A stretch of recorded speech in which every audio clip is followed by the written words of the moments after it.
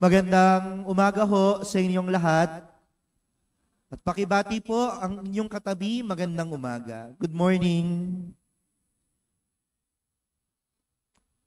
Mga minamahal ko mga kapatid, tayo ngayon ay nasa ikatlong linggo sa panahon ng Adbyento.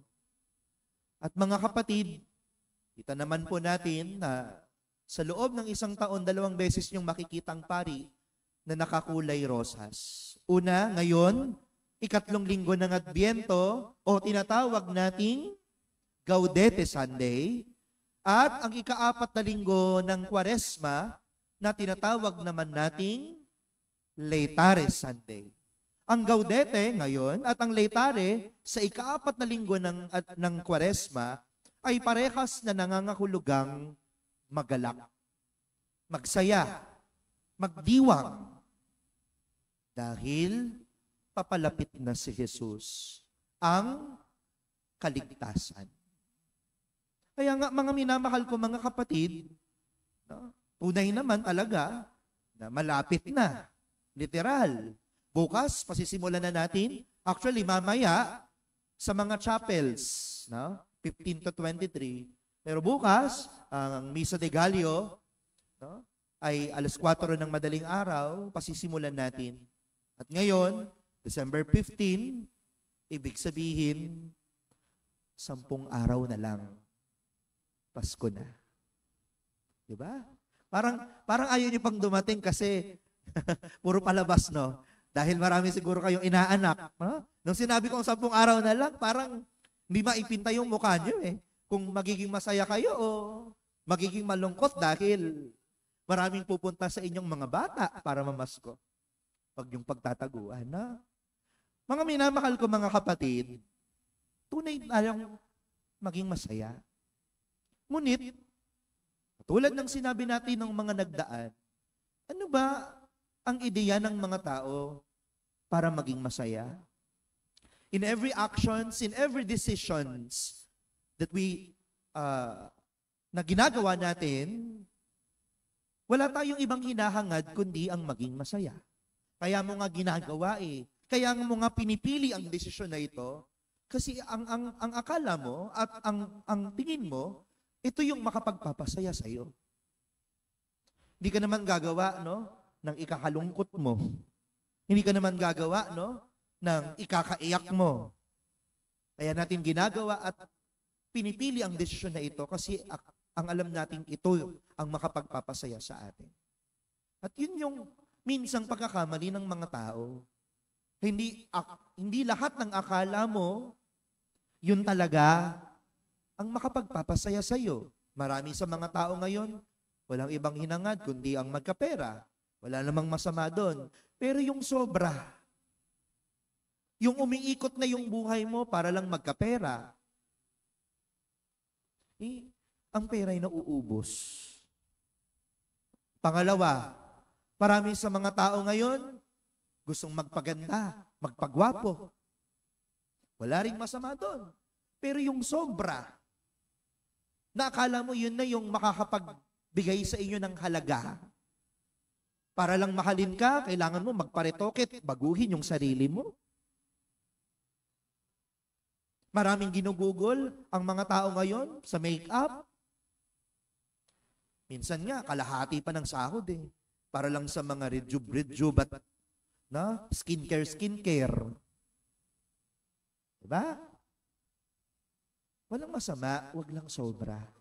Kasi, aminin man po natin o hindi, talagang darating at darating ang panahon, kahit anong banat mo sa mukha mo, ikukulubot yan. At kahit anong pagpapaitim mo sa buhok mo, ay puputit-puputi yan. Talagang lilipas ang ganda, lilipas ang itsura. Pangatlo, marami, lalo tigit sa panahon ngayon, ang naghahangad ng kapangyarihan, pinag-aagawan ng pwesto. Biruin mo, ilang pwesto lang, pero ilan ang tumatakbo. Pero ang termino, ang kapangyarihan magtatapos, may termino nga eh. Ibig sabihin, may katapusan.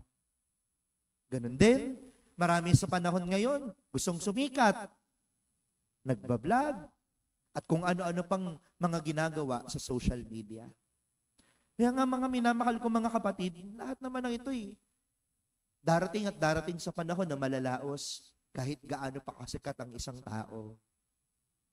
Lahat ay lumilipas, lahat ay natatapos.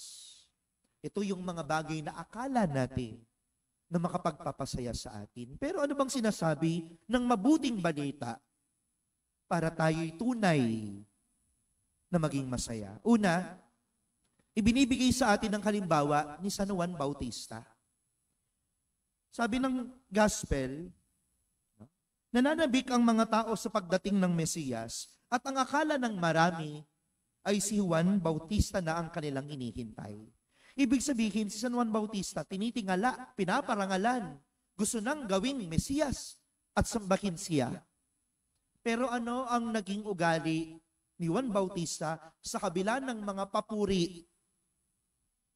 Nagpakumbaba. Anong sabi niya? Ni hindi ako karapat dapat magkalag ng tali ng kanyang panyapak. Ibinababa niya yung kanyang sarili. Nagpapakumbaba na irarating na mas makapangyarihan kaysa sa akin. Piruin niyo yun. Minsan tayo, babati ka lang, uy, ang galing mo. Minsan lumalaki kagad yung ulo mo. Uy, ang husay mo. Uy, ang talino mo. Uy, ang ganda mo. Nagkakaroon kagad ng hangin ang ating ulo. Manatiling magpakumbaba. Manatiling nakatapak ang ating mga paa sa lupa. Dahil ang mga taong mayabang, mapagmataas, kahit kailan, hindi magiging masaya. Kasi walang ibang hinangad ang mga mayayabang at mapagmataas, kundi ang manatiling nasa taas. At gagawin ng lahat, kahit mali, kahit masama, hatakin pababa ang mga taong nakapaligid sa kanya, gawing kompetitor o katunggali, kahit ang kaibigan, kahit ang kapamilya, kahit ang kapatid, nakikipagtunggali, kailangan mas malaki yung sahod ko sa kanya.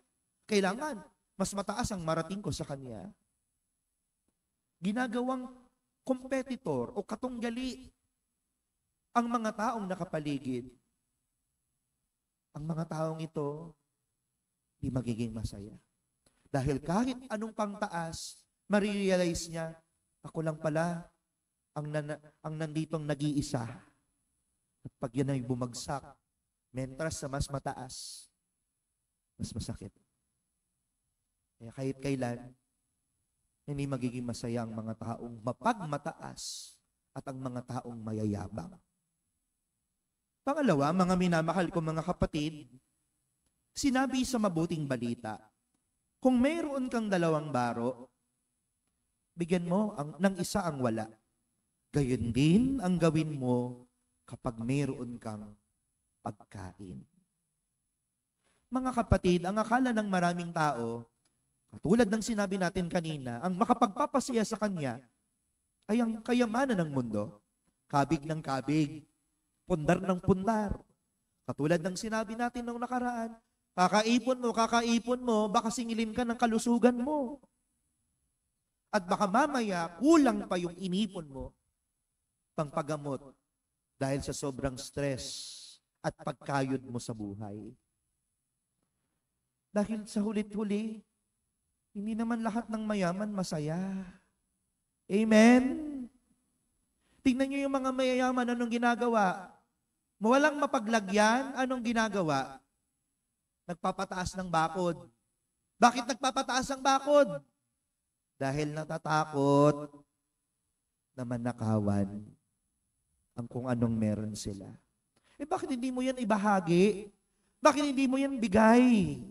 Huwag kang matakot na magbahagi, lalo tigit sa mga taong nangangailangan. Dahil ang lahat naman ng meron ka ay galing lang din sa Diyos.